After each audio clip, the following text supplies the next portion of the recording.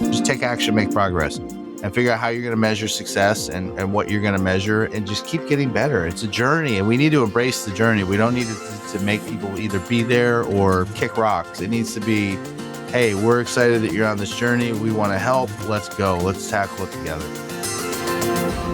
This is Because People Matter, a podcast about celebrating leaders who are harnessing the gift of human differences, creating inclusion while driving success in their organizations and communities. Hosted by Dr. Helen Fagan, each episode features interviews with individuals who are leading the way. If you're ready to learn the impact becoming inclusive can have in your business, this is the podcast for you.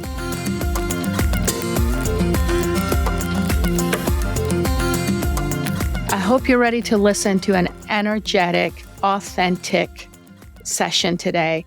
I'm really excited because the guest we have with us today is helping us rethink about business and the impact we can have collectively and individually on not just how we do business, but what we think about it and the impact we have. You might notice that this is a little bit of a longer episode, but trust me, there is so much information. You're going to want to listen to it multiple times.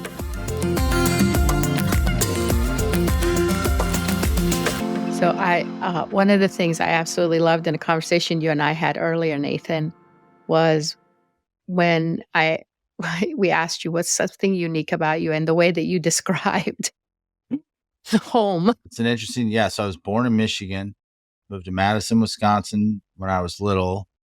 And then we moved to Evansville, Indiana, which is the first place I really remember. And then when I was 6, we moved to Miami. So I grew up in Miami from 1989 to 2001. So now you can figure out how old I am. And then I came to college at UGA. But then my mom is German. I spent every summer in Michigan, until I was 15. Then I started going to Germany because I reffed hockey and made my own money. But when I was in Germany, it would be oh, it's the American. I played baseball over there too. They called me what was my nickname? Eminem's little brother. I had horrible bleach blonde hair. Yeah, it was the late 90s, early 2000s. Okay. Lay off me. But then when I went to Michigan, I was the city kid from Miami. And then in Miami, I was the goofy Midwestern kid. It was just so, I've always joked and even in Athens now, I'm not from Athens. I do a lot of work in Atlanta. I'm definitely not. I wasn't born in Grady. So it's an interesting element of, nowhere wants to claim me. But I lived in Vegas for 5 years. So I have all these places. Even recently when Evansville was in the baseball regionals, I was go Purple Aces. And people were what is your connection to Evansville? You're hold my beer. Let me tell you. So I live there. So I have a lot of, I think in a weird way though, it's prepared me very well for what I do because I kind of speak every person because I've been to all these places. So you can drop me off in Madison, Wisconsin, or we were just in Milwaukee, or Louisville's a short ride across the river from Evansville. And so all these different places that I go to, A, I have an instant connection to everybody there. And B, I just have that ability to kind of I can speak Midwestern, or even the other day I was in Atlanta at the Russell Center, which is our incredible Black Business Accelerator Innovation Lab. And the Russell Center, named after Herman Russell, his son happens to be there giving a tour to somebody. He goes, yeah, she's an entrepreneur. She's over here from Germany, blah, blah, blah. And so I meet him wo wohnst du in Deutschland? And they were what is happening? And I was yeah, that's my flex that I also just transitioned into German.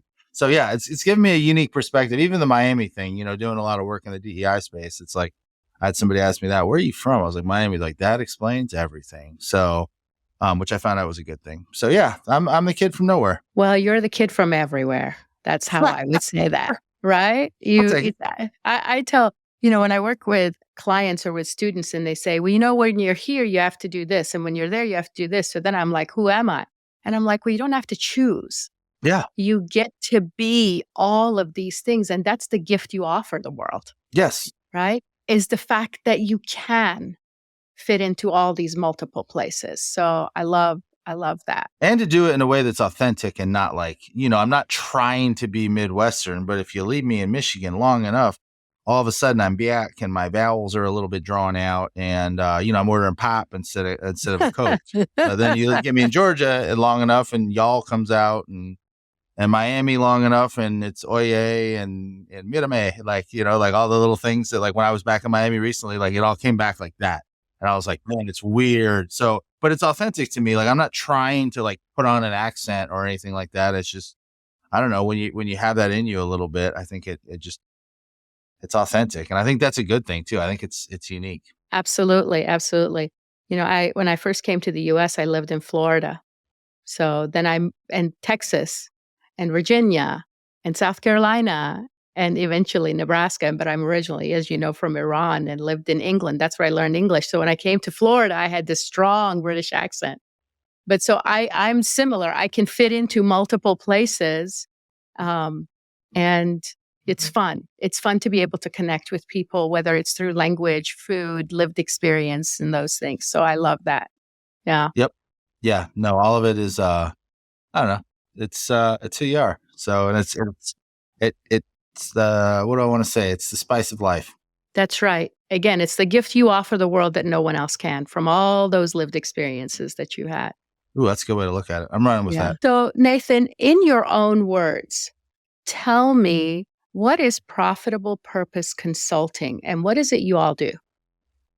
So we are a culture and impact consultancy that specializes in B Corp certification. And even if you're not interested in actually getting the certification, chances are through our work, we'll use B Lab's B Impact Assessment, which is the assessment you take to get certified. We'll use that as a framework to do our consulting work, to kind of help you start to think about what we want to measure. Take what I call the hard, long look in the mirror, where, you think you're a great company and we look in the mirror, we're like, well, okay, we're good. We're not great, or we're great, but we're not excellent. And using that tool to really kind of figure out who we are, who we want to be, and what it's going to take to get there. After I heard you speak at the Do More conference, Nathan, I was inspired, and I've been doing consulting for a long time. But as a team, Helen Fagan Associates, it's a fairly young team, just a couple years old. And, but I walked away from listening to Utah that, hey, we are going to be a B Corp. That is a goal, is that we're going to do what it takes to become a B Corp. And so I really appreciated how you frame that and how you help organizations and teams to become that. So really powerful work that you're doing. Thank you for that.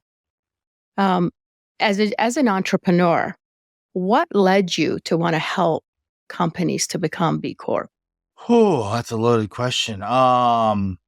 Because I don't know that I ever, I'm kind of like that accidental entrepreneur where I just fell in love with. I'll spare you the full story, but I came into the MBA program at UGA at the University of Georgia, like fully burned out on capitalism, reading Thomas Piketty's Capital in the 21st Century. And just like I got laid off twice in a year and like just seeing the worst of capitalism. And I got introduced to a B Corp project, and it was like a volunteer project too. It was like Net Impact Club, like no credit, no money. Like, what am I doing? But I was like, oh my God, this is my capitalism. And I had all this purpose baked into it. And like, we're still, because again, like both the listeners can't see, but over both my shoulders are business degrees right now. And I've always loved business, and I don't despise capitalism. I think as a system, in theory, it is fantastic. And somebody who's also has that lived experience in other countries who have experimented with some other things, come visit my family in East Germany and then go visit the family in West Germany and tell me which economic system's probably a little bit better.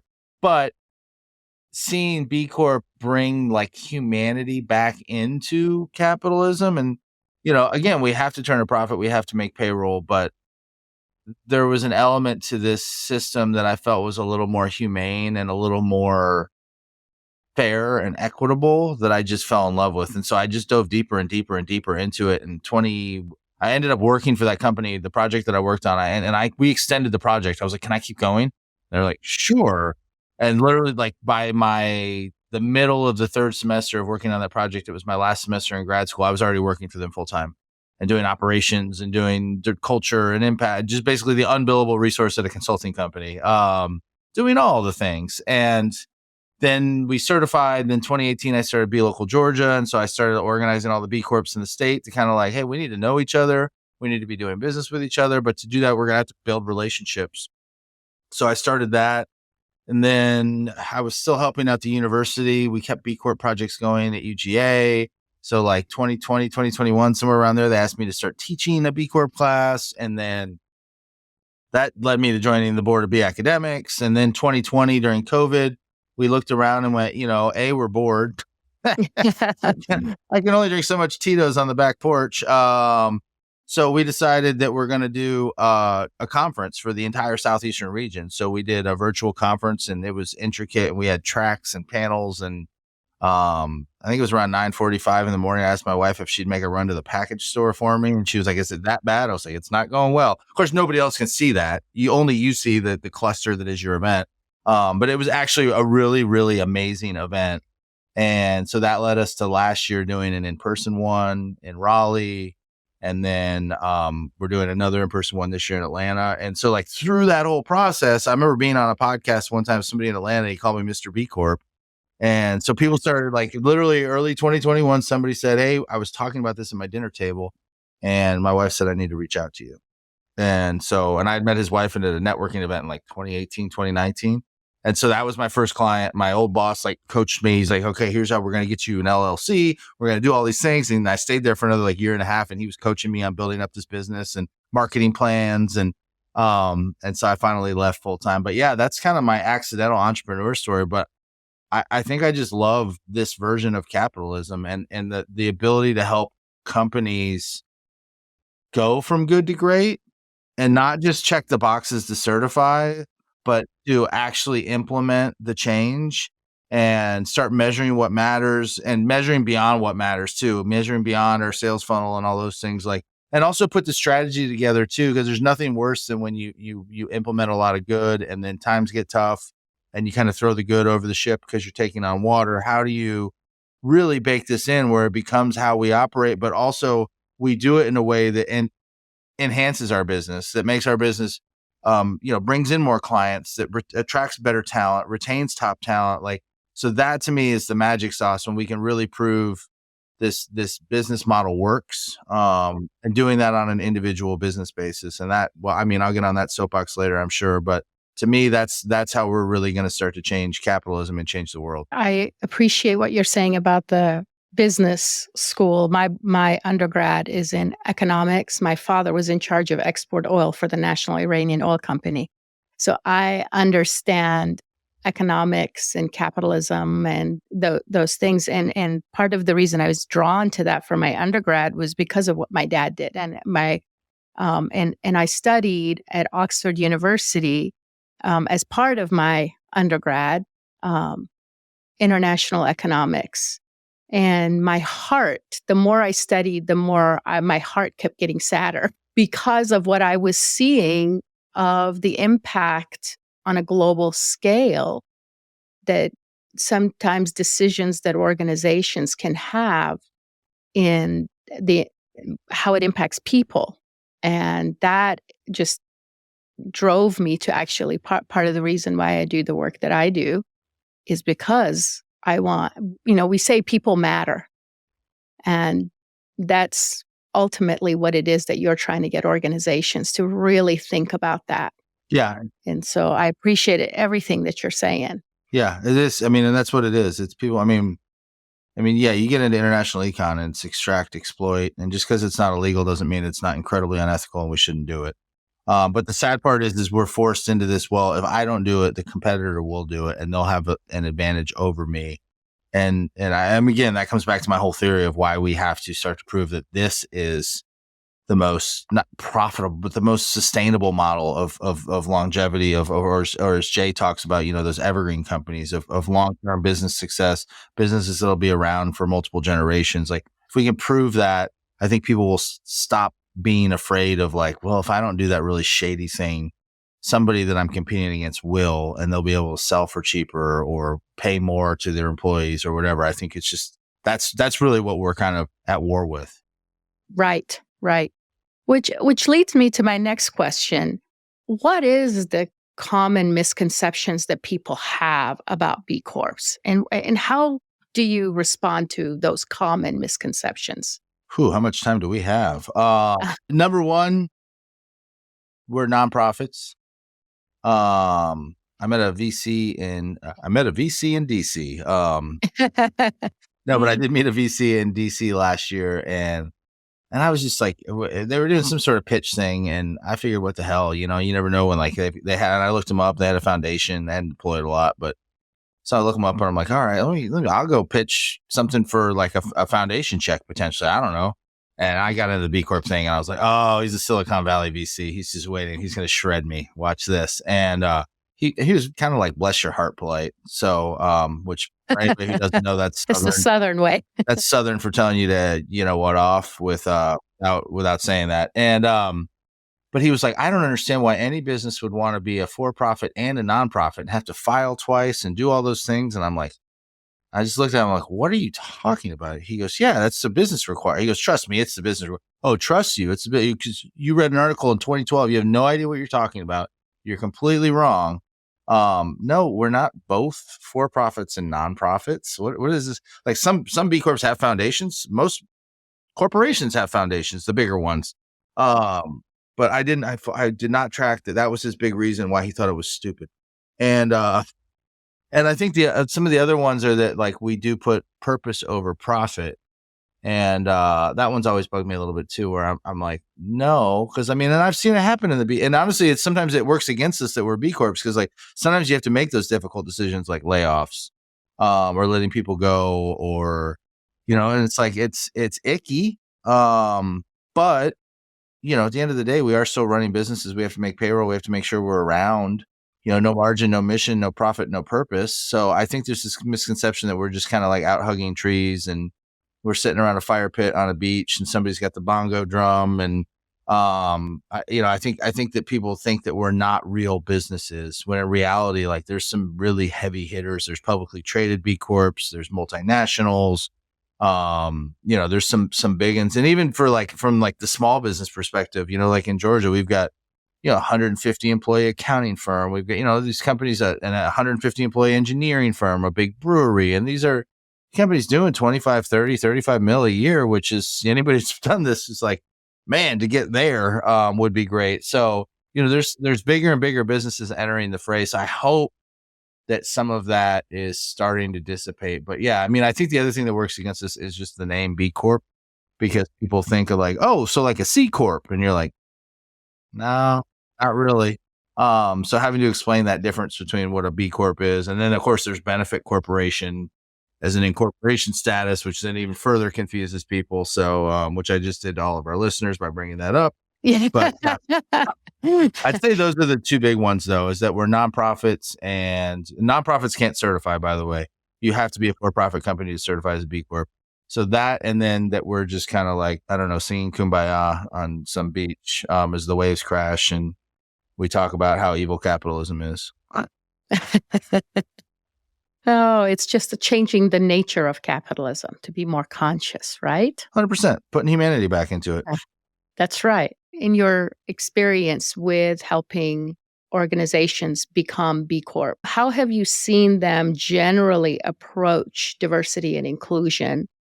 And so what are some of the requirements that B Corps, that the B Lab has for B Corps when it comes to diversity, equity, and inclusion? So as the assessment is set up right now and the scoring, you have to get to 80 points out of 200. I liken it to an a la carte buffet where you eat what you want. You want Brussels sprouts, eat them. If not, get the mac and cheese. And so there's no like hard cut requirement, but there are a lot of points put into it. So it's kind of hard to like do zero DEI.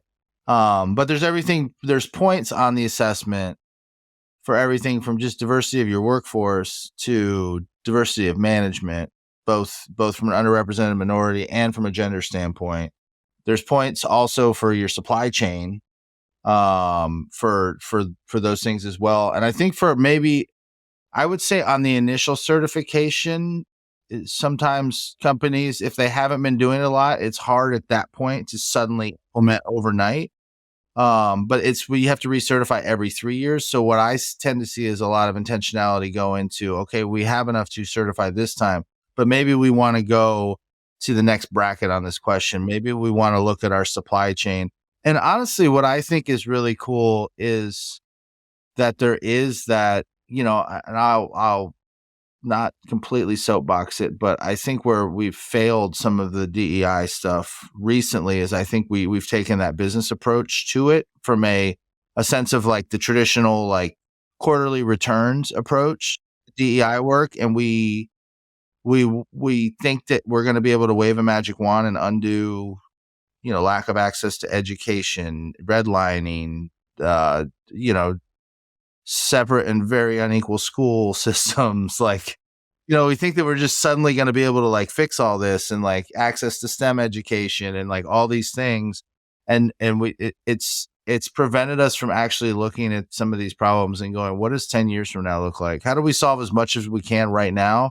But also, how do we really put some plans in place to solve this? So like working with companies, I would say it's similar to that in that they want to put like the checkbox on the application, or we're going to do this, or, some of them have the unconscious bias stuff where they're trying to do blind resumes where no names on a resume.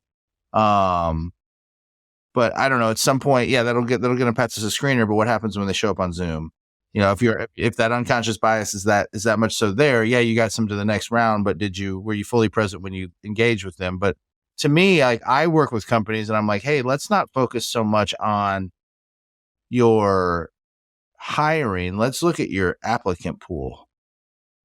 Let's look at the suppliers you were considering, and let's try to get more diversity, because if the best company is going to win, the best bid's going to win, or the best, candidate's going to win the job. If you have no diversity in that applicant pool, it doesn't matter. You can put whatever you want on the resume or on the application or on the supplier form. Like if you're not getting diversity into that part of the process, I don't think you're going to get that far. And B, if you're not showing up in those communities, if you're not showing up in those communities and you don't have the infrastructure to handle diversity within your company, the I piece of this, then if you do hire them, they're going to leave. For sure. So I think I think the way it's currently structured, I think it allows companies to be a lot more intentional and start to set goals. It starts with just tracking that. I think if you ask the average company, maybe now it's a little bit different post 2020, but like if you had asked the average company 6-7 years ago, like what percentage of your supply chain is Black owned or women owned or independently, and what percentage is local, like I don't know that a lot of companies could have told you. Maybe the big corporate ones could have, but I don't know that a lot of the 200, 250 employee companies would have been able to say like, we're being really intentional with like where we shop, how we shop, where we recruit, even universities, like if you only recruit from a PWI, a predominantly white institution, and then you're shocked that your training program doesn't have any diversity in it. What did you think was going to happen? But you also can't just show up at, at the AUC in Atlanta and just show up at Morehouse or Clark Roman and just be like, hey, we're here to recruit. They're like, okay, we don't know you. So I think that is the one of the pieces where that B impact assessment is so powerful, is that like, let's take a step back and not understand that we might not change this number overnight, but what can we do to start to track some long-term impact, some long-term improvement, and some long-term outcomes of our efforts in these spaces, beyond just hiring and supply chain, but community work as well. Yeah. I've been doing the DEI work now for about 30 years. I've also researched it, as a professor, I've researched it. And really one of the things that I have found is until you shift the mindset of the leadership, those decision makers, it's really hard for it to become part of the fabric of the organization. It's more checklist approach. And so our work, what we do at Helen Fagan Associate, is very much focused on developing that inclusive leader mindset. We've researched it and we really know how to develop that inclusive leader mindset, because if it's not important to the leader, there will not be resources allocated to anything that's not important to the leaders. And so there's not that momentum to what you're saying. You may not have the system at that certification, but at the recertification, do you have the systems? What have you done towards that? And that's where I feel like if the leaders get it, it really can grow some feet and just get into every piece of the organization. So I appreciate what you're saying. It's that for every piece of the the B impact assessment too, of like, if your leadership team's not bought in, then why are we doing this? Because to really implement those changes, you need them to really appreciate the work and be bought in. I mean, my first client is a great example. And, what's funny, I say we had the points. At the time we had the points, and then we went through our audit and we ended up really needing these points. But at the time, I'm like, hey, and it's not for it's one of those like, hey, the B impact assessment's not perfect. I don't know why this isn't worth like 10 points, but like it was, have you done a pay equity analysis? Mm-hmm. And they hadn't, but it was like, man, I mean, it's probably going to cost us some money. And so like kind of putting the MBA hat on, I'm like, for what we're at and what you're doing, and I'm gutting it out too. Like, I don't think that they're doing some horrible things. I'm looking at their pay. I'm not that expert, but I'm looking and I don't see anything where it looks terrible. But again, so I say, hey, this would be worth like a point or whatever it was. And I have a friend in Athens, Georgia that does these through the Minority Business and Nonprofit Association. He goes, yes. I'm like, huh? I didn't expect him to say yes. I have no idea what this is going to cost him. He goes, yes, introduce us. So I get Kenji and Michelle on the phone, because Kenji basically just gets on with her and he goes, look, Michelle, I don't know. I don't think we do anything. I assume my COO is a woman. Like, I assume, but I have no clue. And I don't even know where to start and how to crunch numbers. And like, am I looking at how, like, their years of experience? Am I looking at education? What's the formula? He goes, I would love to pay you to do that for us. And so sure enough, she came back and there's some opportunities there, but she was like, this is one of the better ones I've ever seen. And he was like, okay, good. Like, but it was that peace of mind he wanted. But to me, that was really cool. Like the fact that the owner wanted to do that and spend the money and invest the money to say, let's make sure I'm not evil. I think I'm a good person, but I don't know. And so I think that's some of the humility that we need, and some of that buy-in to see, like, let's look at the numbers, because I can't just sit here and say like, no, y'all need to shut up because we're doing great. It was like, I don't know if we are. Let's actually bring in an expert who does this. And so to me, those are some of the cool stories that have come out of my work, where you're just like Kenji, you're an inspiration. I've been telling that story now for 4 years. Like I was just like honored to know him and be working with him, because most people I think would go like, yeah, we're. We looked at our research. Who are inclusive leaders? What do they do? And when you said humility is one of the attributes of inclusive leaders. Is this, I don't know. I'm willing to learn. Teach me. Help me to understand what I'm doing. And so we saw that as being one of the attributes of inclusive leaders in how they're thinking. B Corp says that kind of their vision is inclusive, equitable, and regenerative world. Is something I was listening to to podcast, and it's talking about that. So when you're thinking, you teach at University of Georgia in business school. How do you think we need to change the way we teach business to foster this idea that we want to create an inclusive, equitable, and regenerative world? There's so many. My face lit up, by the way. Listeners who can't see me smiling right now. One of my passionate things is, and I say this all the time, is we'll change the world when we change how we teach business. I literally had lunch with one of our associate deans yesterday. We were talking about his class he teaches in the MBA program, which is leading evolving organizations. And they talk about all these different like ethical dilemmas. Because I was pitching him not pitching him, but I was like, man, I've been thinking a lot about the philosophy of business ethics. And like, what does it mean? And how do we bring more of this into this conversation? Because we've always taught very, freshwater economics. We've taught, the Milton Friedman kind of shareholder primacy way of life that, employees want to work for the employer that can pay them the most, and they want to buy the best product at the cheapest price, and boom, that's it. That's all. And it's an economic theory argument, and that's it. There's no other variables. So that's it. And you're seeing this shift. And I think number one, it's exposing them to, and it's not like, I think where it gets misconstrued is somehow it's like indoctrination. Like, I think if we're going to teach our students business, we have to teach them other models of business. Just like I think we have to teach students about, socialism and communism. And I don't mean to paint them in a pretty picture, but I think it becomes the alternative. And I think if you don't fully understand that system and like, okay, if you only want one brand of pickle, then that's your system. But if you want no competition in the marketplace and you want no innovation, so I think it's important to teach all these models. But I think for the business schools, I think it is important to introduce this concept of B Corps or conscious capitalism, the John Mackey philosophy that him and Raj came up with. I think it's important to have these conversations because, you're seeing a shifting consumer base. And I heard a CEO at one of our B Corps here in Athens and a big engineering firm. And he was talking about this is kind of like we're watching the evolution of man a little bit. And I thought that was really interesting, but I can be the old curmudgeon that says, well, back in my day, my dad told me to jump and I said, how high? And now I have to explain why we're doing it, how it's good for the community, what decisions we're making and what, input we gathered. And like, why is that a bad thing?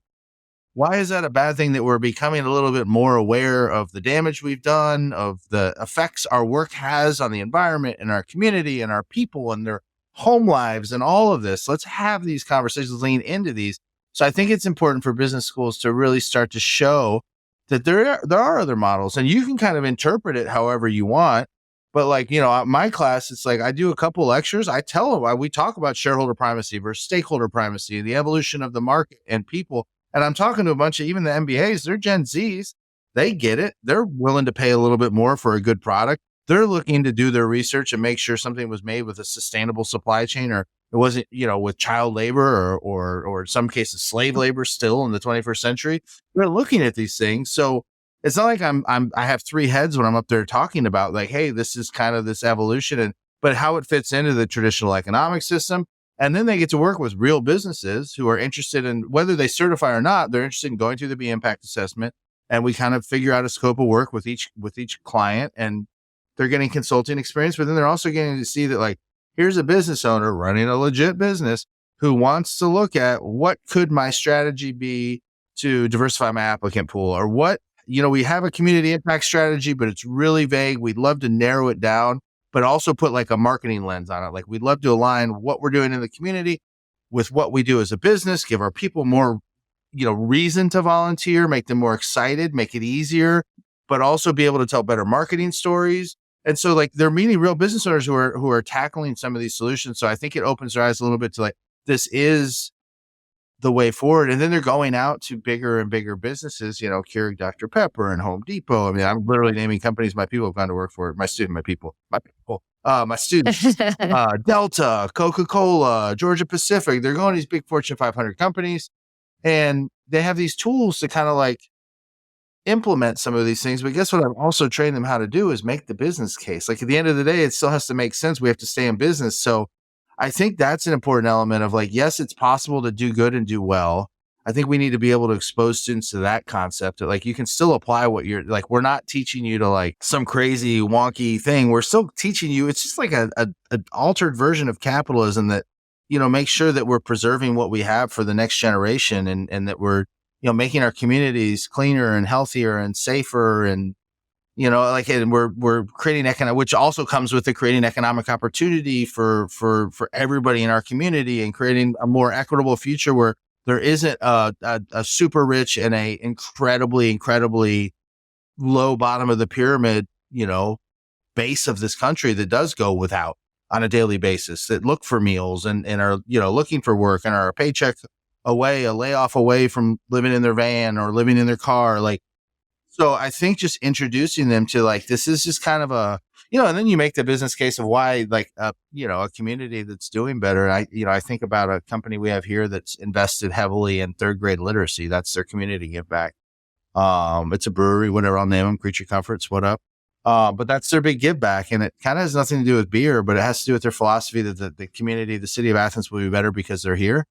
And you think about this moonshot of like, they're not going to really they're getting like results of third grade literacy scores, as they go on and the scores are going up. But really where the results are going to start to be is like, what happens 10 years from now? Control group that didn't get the mentoring and the books and everything. And these kids that did, and what does that look like when they're 8 and now when they're 18 and they're graduating high school, going to college, going to trade school, they're employable. They're not entering the criminal justice system. They're not on social welfare. Like, what does that what would it look like if we thought about that and we frame that as an investment versus a cost? And so I think these are the things that I think about as a business person of like, how do we shift that paradigm too? It is an investment in our community, investment in the community our business operates in that will float back to us versus a cost on the P&L. I think that's a really important distinction we have to start to think about. But also we have to train them to like make that business case, because if they're going out in the world, chances are they're, the executive, especially at a big company, is Gen X, or maybe even a little bit older. And how do you convince them who their brain is, they are Friedman capitalists? So how do you you're going to have to pitch them on the ROI. You have to make that business case to them. They're not evil. This is how they operate. So I think training them to kind of look at things a little bit differently. And then once we have a business community that is thriving, like this B Corp, and that's why I'm so adamant about circular economy, making sure all these purpose-driven businesses that we're supporting each other and we're doing business with each other and we're eating our own dog food. Once we have that, I think then that once that demand curve shifts out, I think the rest of that's why I'm like, no, we're doing capitalism, because the demand curve is the most powerful tool we have. Once that shifts out, I think the rest of the business world just goes, whoa, I want some of that. And they'll follow us. So once they realize that's where the dollar is going, then, and I don't really care if that means you're a better company, if it means you're better for the environment, if it means you're better to your workers, if it means you're better in your community, if it's literally the monetary reward of doing these things and doing them well and you're actually doing them, I don't care if that's your reason. If that improves society, like, let's go with it. I think you brought up a really good point, Nathan, early on in what you were sharing in regards to human evolution. Because I do agree. I think we raise human consciousness, and human consciousness has risen.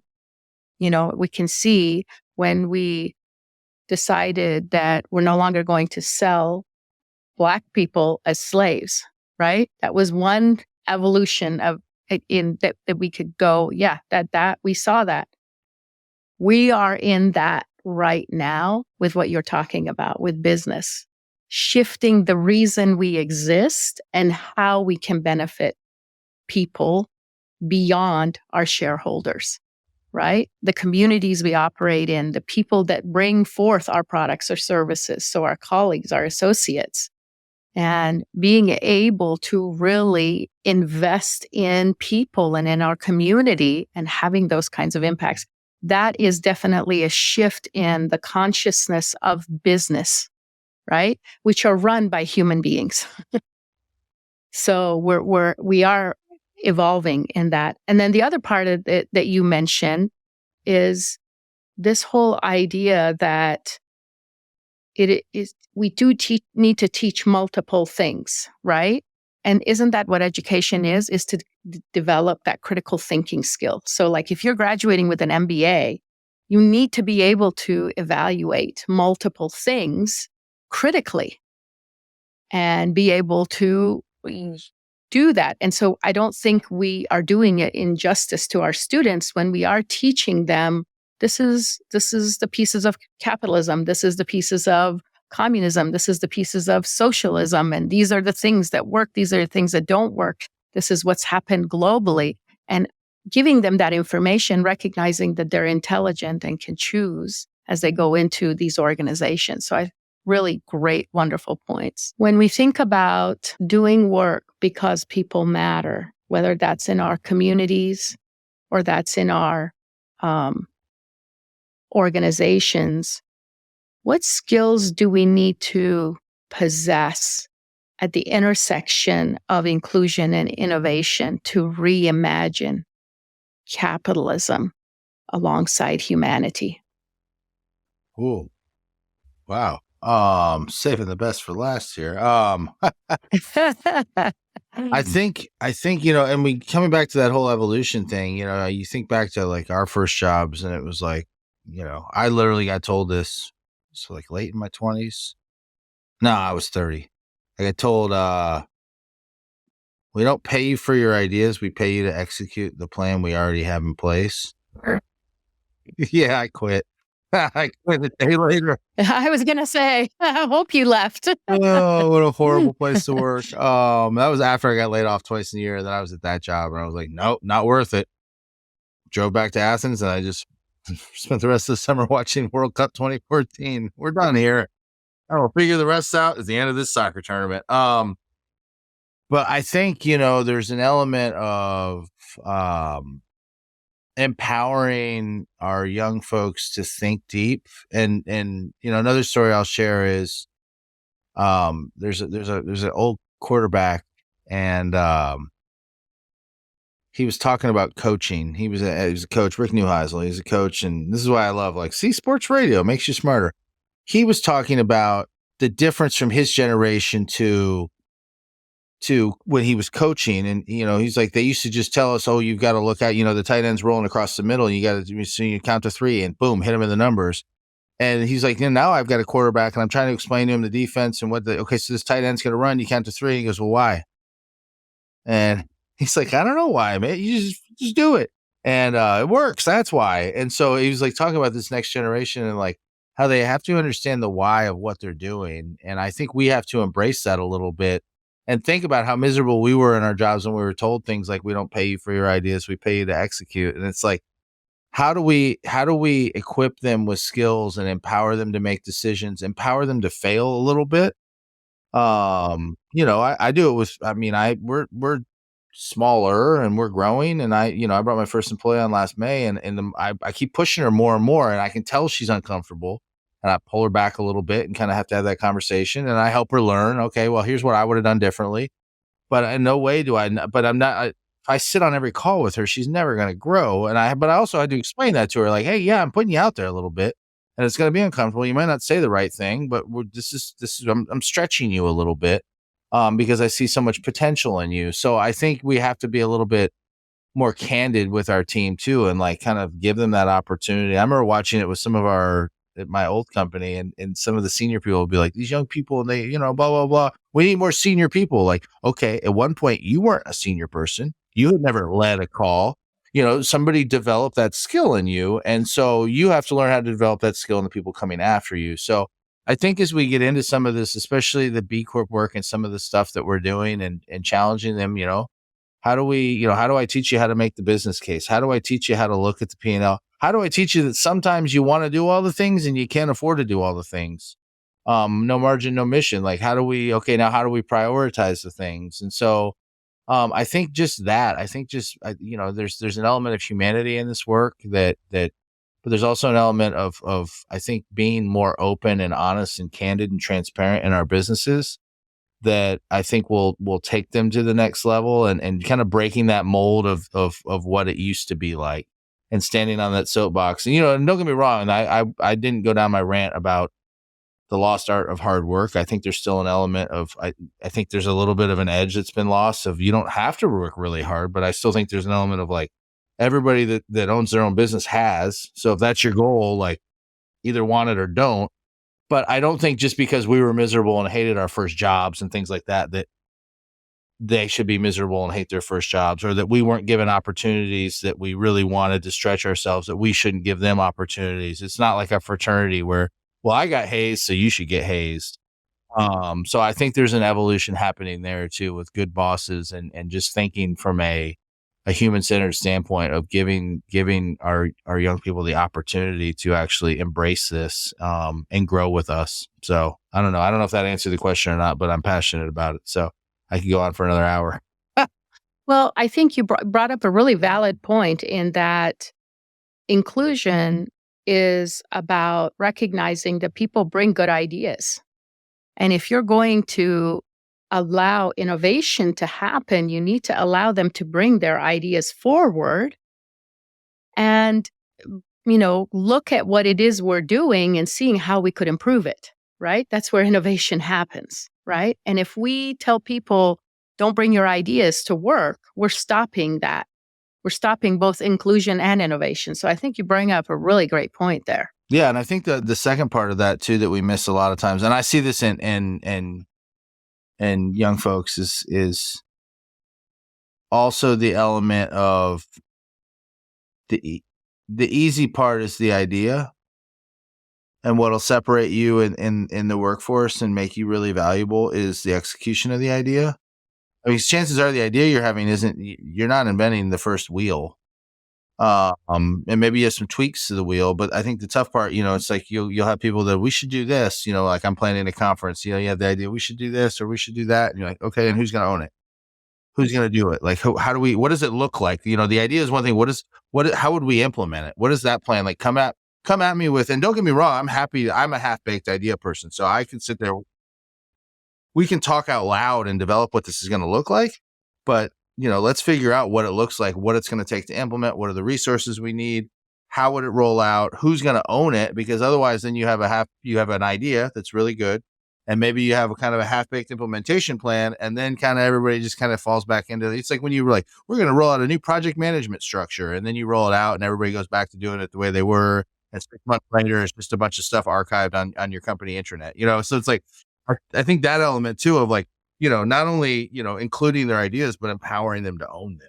I think that's where, and I am, would beg young people listening to this to like, man, that will separate you. If you have an idea and you are willing to like, hey, I will own this thing and we will make it happen. You are 10 steps ahead of everybody else you're working with. Yeah. Yeah. In our team, I'm the idea person, right? I come up with all these ideas. But one of our team members, she's really fantastic. I mean, she started out as an undergrad student with me and then did an internship and then became a graduate student and works with me and that kind of stuff. But she is brilliant at taking my ideas and helping put structure to it. And so part of what we have learned is sometimes your gift is the idea generation, and you recognize that you require other people whose gift is in process and implementation. And being able to align yourself with a diversity of people and giving each other room to utilize your strengths and your giftings. And so as a leader, that's what basically inclusion is, isn't it? It's just being able to recognize I don't have all of the answers. I don't have to know all the processes. I mean, it's like the podcast. I have an idea. I want a podcast, but by gosh, I know someone who has expertise in that. And I am going to bring that person on and then remove the barriers for them to be successful and provide the resources for them to be successful so that we can make this idea and turn it into something that's implemented and successful. So I think that's the other piece of it, is helping young people to know how to surround yourself with people whose skill sets are maybe different than yours, but complementary. As somebody who's facilitated a bunch of DISC and predictive index and things like that, like, it's funny because we had somebody come into my old job and point out that we were doing predictive index, that basically I am the half-baked idea guy, and if you give me time and you give me a whiteboard and you give me a receptive audience and get my brain spinning, you can just sit there. As long as you listen to me and kind of occasionally say something, my brain is going to flesh out the rest of the idea. I just have to do it out loud. But I was going into a C-suite where nobody thought like that. So they were like, this guy's wasting my time because he doesn't have his idea baked out. So it was a very interesting. So I think the earlier in your career that you understand that, and then that allowed me though to be able to come into those meetings. Look, I understand this is a half-baked idea. I need your help putting this idea together. And I think from diversity of thought and the more diverse your team is, the more different backgrounds and socioeconomic backgrounds and the way the brain works you're going to have on your team. And so, as leaders, we need to do a better job of recognizing that is what Nathan is. And how do we put the right people around him to take this brilliant idea and implement it? But then also, if I'm Nathan and I'm walking in these rooms, understanding the people around me and how do I sell my idea?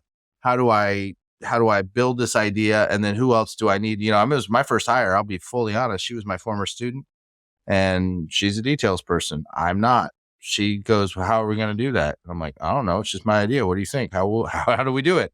But that was very intentional. So I think, yeah, you're right. As we start to build more diverse teams, we have to be thinking about how we include all those people, and make them feel like they're welcome and not like look at them like, the three-headed monster when they have the half-baked idea. So how do you think we can inspire each other to take action today? towards this idea of creating an inclusive, equitable, and regenerative world? How do we inspire? So for businesses, I think it's simple. I think very strongly that, especially even coming from the B Corp community, I think we've put too much of a, and this would be another thing I would tell some of my my TED talk. You can hear me talk about Gen Z and how they showed up with a gas can and a book of matches. I think we've put way too much of a virtue signally like wokeometer. Like when you go to Disney and you must be this tall to ride the ride. We've like, you must be this perfect to enter the room, or like, oh, you're the worst company ever. And you're not already doing that. And it turns so many people off from ever starting the journey. And I think what we need to do is go, oh my God, you're interested in getting better as a company. I'd love to help you with that. What are you most interested in? How can we solve an operational problem for you with impact, or with a diversity plan, or what, like, where are you interested? And then hold their hand and say, okay, what is, you need to go 500 miles to get into that room that we've been cordoned off from.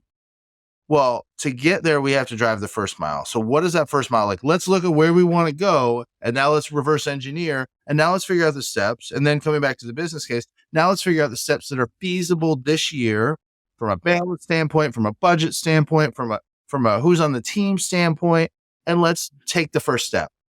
So for anybody interested in doing this with your business, I mean, the B Impact Assessment's a free tool that you can use, but it can be overwhelming. So don't worry about that. Don't try to be all the things. Figure out what's important to you, and not only what's important to you, what's important to your team. And then from there, go, okay, here are the 3 priorities we're going to tackle this year. We don't have a mission statement, or we haven't done an annual impact report, or we don't even have a volunteer strategy. We have a volunteer time off policy. We don't plan any events. We don't know how many people are doing it. So figure out what matters to you, what matters to your team, what matters to your stakeholders, and then just figure out those first 2 or 3 things you're going to do, and maybe empower one of those young employees who is very passionate about this, who maybe does have the gas can and the book of matches, and say, hey, I want you to own this. And we're going to meet bi-weekly, and you're going to come into my office and you're going to sit down and you're going to report back to me. And when you need something from somebody, you're going to email me and I'm going to yell at them and they're going to get it to you. And when you need to do a volunteer day off, we're going to plan it together and get a date on the calendar. And my executive assistant's going to send out the reminder, and we're going to take everybody to happy hour. We're going to do a volunteer day once a quarter. Like those types of things. Like, I think we get so overwhelmed by all the things we have to do that we don't do anything, or we do them very poorly and performatively, like DEI and some of the things we've seen the last. Oh yeah, as long as there's some diverse people in that stock photo on our website, I think we've checked the box. So I think there's an element of just, like, don't get so overwhelmed by everything that we don't do anything. Same thing in our personal lives. Like, just like those little ripples matter. That's like 1% for the planet. Kate Williams, that's like their theory of change. And I feel like either I've heard her speak too many times or she stole it from me. I literally talk about it all the time is, like that bag of trash, you go on, like, I'm a big trash walk guy. Somebody the other day said, what's a trash walk? Like, it's where you lace up your shoes and you go clean up your community. But I love doing those. And it's like, I'm not saving the world. I'm not going to stop climate change. But by God, I kept 80 pounds of shit out of the waterways. And to me, that is instant gratification. I feel good. I know I did something. But if I pick up 80 pounds and Helen picks up 80 pounds and Joshua picks up 80 pounds and Meg picks up 80 pounds, and we're doing that every week, like, oh, okay, that's 320 pounds a week. And then over a year, oh God, I set myself up for some really hard math. That's 52 weeks times 320 pounds of trash. So, those are the things that I think we need to be thinking a little bit more about, our ripples and the little things we can do right now. And then we can build off of those, and we can build momentum, and we can build, I joke about converts. My buddy Chad and I do these trash walks, and we're like, we converted another one this weekend where somebody's like, hey, how much are those? Like, you can keep your trash grabber, take a couple bags with you, have fun on your walk home. And like, we've converted another litter warrior. So it's those little things, those little ripples that I think we need to embrace more and more of, rather than like, well, if I can't save the planet today, then I might as well just sit here and run the AC and watch TV all day. And it's like, bro, go get some exercise, go get some fresh air, pick up some trash, do something. Yeah. And so I have a shirt that literally says, take action, make progress.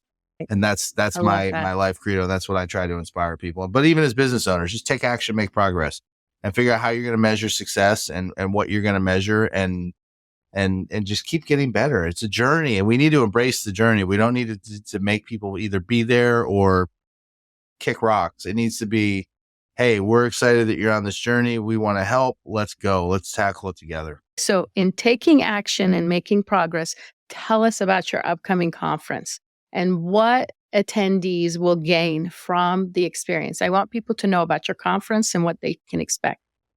Well, I hope you like a fun time. So it's Build Southeast. Build stands for B Corp Leadership Development. I would probably try to call it something else. Because we're not just a closed tent B Corp conference. It's the Southeast. We don't have enough B Corps.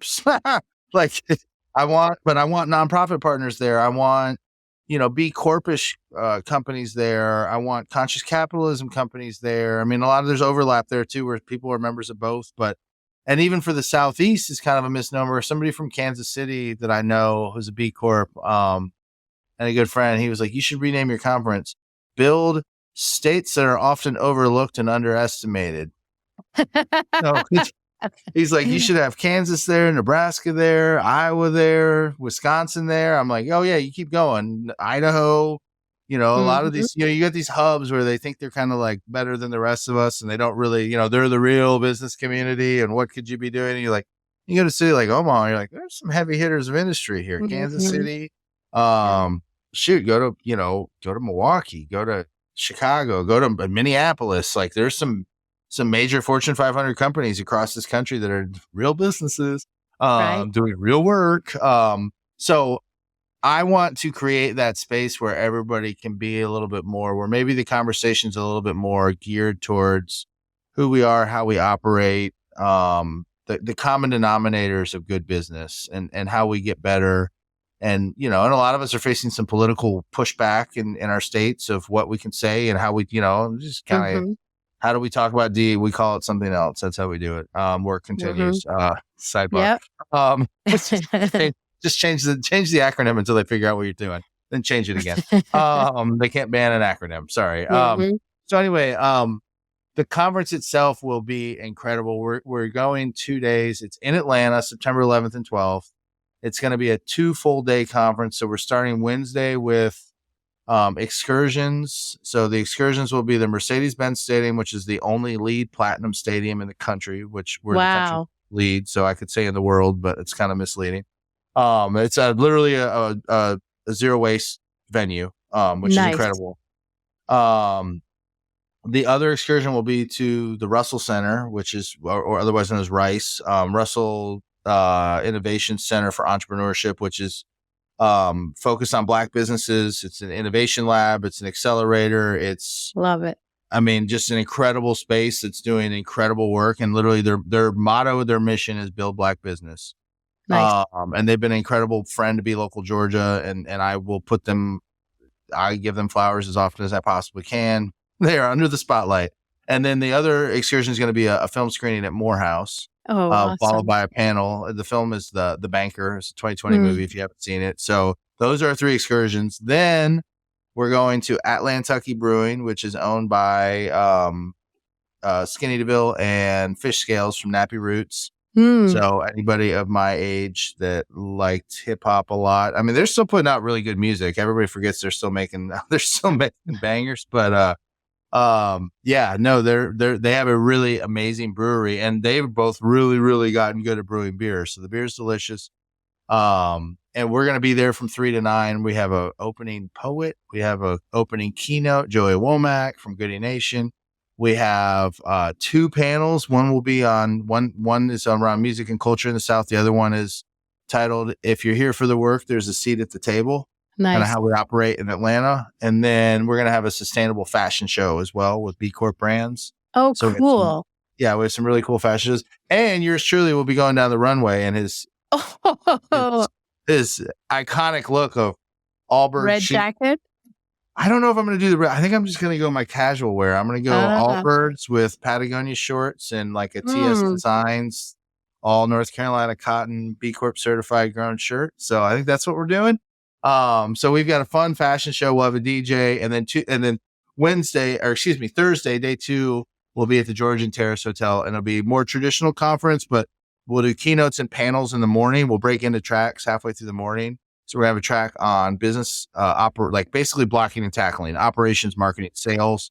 And then we have one on sustainable businesses that will be literally like sustainability from an environmental perspective, but also like culture, talent, retention, and kind of sustainable, like that, that evergreen business concept of like, how do we build sustainable businesses that last? And then the final panel will actually be for young professionals, or the final track will be around young professionals. How do I break into sustainability?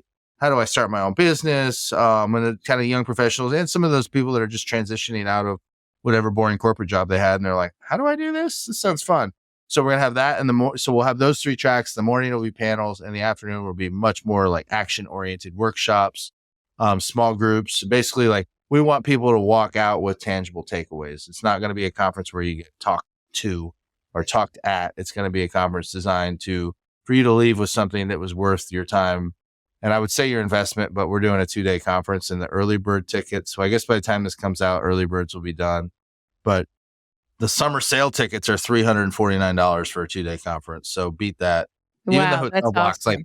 Even the hotel blocks $175 a night. So I tried to design a conference that's both incredible and affordable so that you could potentially fly into Atlanta, stay 3 nights, attend the conference, and maybe spend $1,100 or $1,200. Nice. So, most conferences, you're spending $2,000 on the ticket.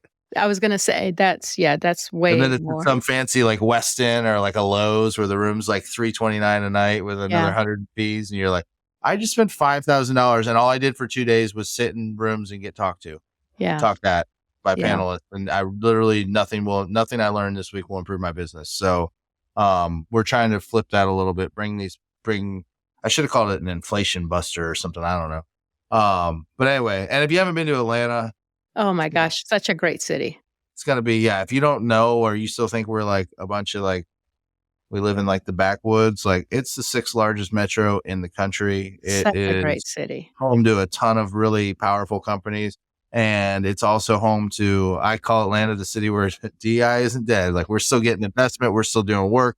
It's just a really, really cool place to be and to see the things that are happening right now. And even once you learn the history of how inclusive and intentionally inclusive Atlanta was in the 50s and 60s, when they kind of decided to like, hey, we're going to do this and we're going to make Atlanta a business powerhouse, and everybody kind of got together and just did the work. And that's, Herman Russell, built the airport, some of the skyline, like, so a lot of this has been baked in. Ponce City Market, we're going to go Tuesday as an unofficial excursion.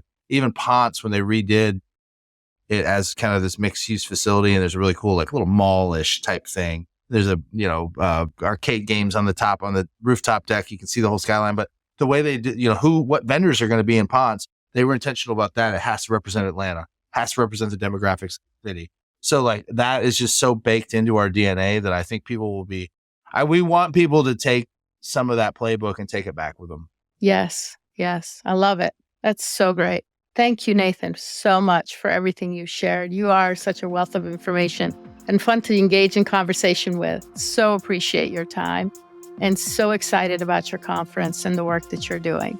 Thank you. Yeah, let's show up. Let's do it. Yes. And again, you don't have to be from the Southeast. Come hang. I think there's something for everybody here too. Thanks for having me on. This is a lot of fun. Absolutely. Take action, make progress. I think we got a theme for the podcast title. Yeah. This has been Because People Matter, a podcast about celebrating leaders who are harnessing the gift of human differences, creating inclusion while driving success in their organizations and communities. You can find links to any resources mentioned in today's show notes. Because People Matter is brought to you by Helen Fagan and Associates. We are changing the world one inclusive leader at a time. Go to helenfagan.com to learn more about what we can do for your organization. If you enjoyed this episode, be sure to subscribe and leave us a 5-star review. Thank you for listening.